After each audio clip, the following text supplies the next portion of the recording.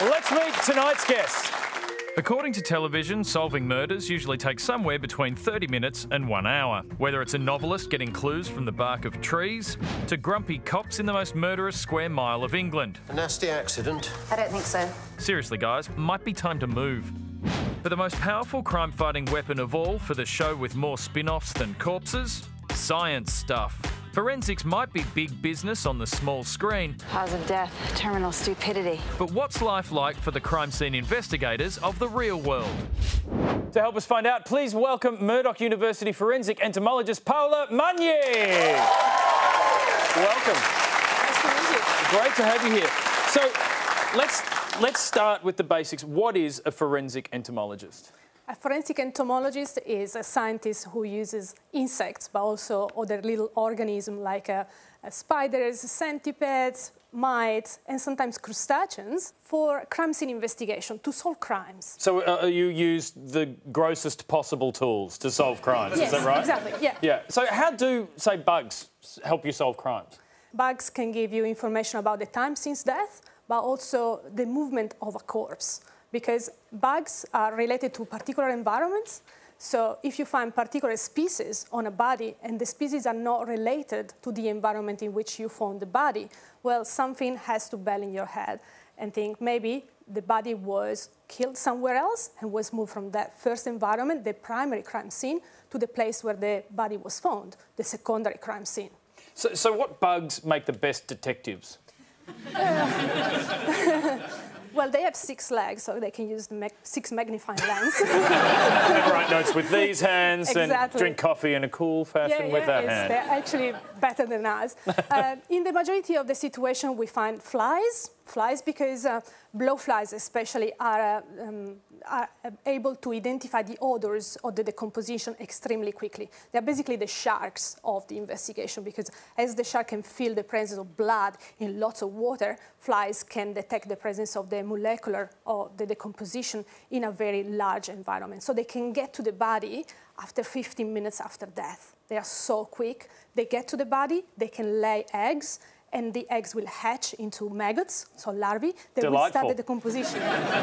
But the maggots are basically a biological clock. So identifying the species and relating the species with the environment and the temperature, we can backtrack from how long the corpse is in the environment. So CSI Italy has a character that is based directly on you and what you do. How did that come about? Well, the producer of the movie decided to give me a call to solve a crime that they decided to act, and they didn't know how to solve it. And I gave them a couple of tips about how to solve a crime, and then talking with them about possibilities that animals or environments can help the investigation, they realized that there is a world about that. So they said maybe in the next series we can add a character that is a natural scientist, so it's not just a forensic entomologist, it's an expertise that knows about insects, plants, aquatic animals and things, and she will use these to solve crimes. Now, they did take some artistic license with your character. She's Japanese, but in Italy. She speaks Italian to all the people, but Japanese to the bugs when she talks to them. I speak Italian to the bugs. And you speak Italian to the bugs. Yeah. And English to people. So I'm curious, how accurate is the science in a show like CSI compared to what you do? The science behind CSI and all of these movies is actually a correct science. We cannot provide to the audience a wrong information from the scientific point of view. What we do, we push to the limit. So we make a situation in which everything is solvable. Every time we have match found, and we have that pretty quickly. The machines are always working. We have people that work 24/7. We have helicopters, so much money, many people working at the same time. We push that to the limits. Is there a mystery that you think you could use your knowledge to solve? Well, there are many mysteries. In the last few years, we had the disappearance of the MH370. Yes. Big plane, lots of people. We still don't know where the plane is. Now, we didn't find the plane yet, but a bunch of pieces of the plane have been found. These pieces were floating in the sea, and these pieces are covered by barnacles.